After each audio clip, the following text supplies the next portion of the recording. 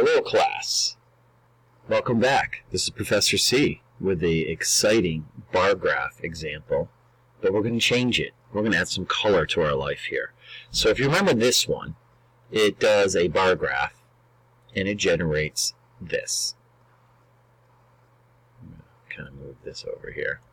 And it generates this. And it gives us a visual graph of the average temperatures in Western Massachusetts by month. And here's the temperatures.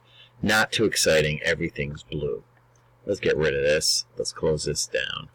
And let's put this code over here for a minute, and let's compare and contrast what's different.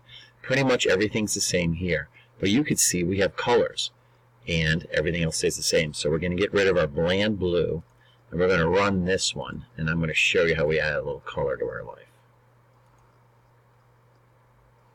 Look at that. Isn't that beautiful? It's like a Skittles package. All right. So if you take a look here, everything's the same. We have the matplotlib that allows us to do graphing. We have the main that calls up to here. We have the bottom months, 0 through 11, to represent the 12 months. And why is it 0 through 11? I hope you know the answer is because Python is zero-based, just like computers are.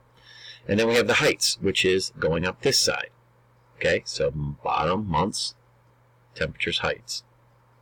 And then notice on the plot, we say plot bar, bottom, heights. Perfect. Everything's just like before, but we add this color. And what do we know about parentheses and there's a list of values? If you say it's a tuple, you made my day. Because square brackets means it's a list and we can change its value.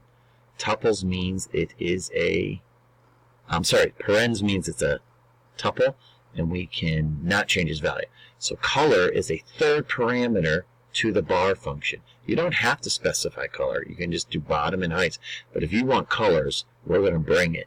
Notice we actually have 12 colors listed here. And I tried to be kind of clever. Blue being cold and hotter around the summertime.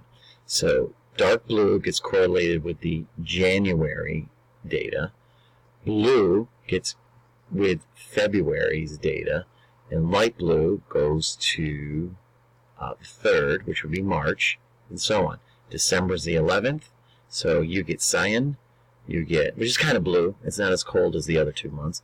So 11, which is December, that's down here, becomes December. The temperature's 33, and we're going to chart it in cyan. How exciting is this?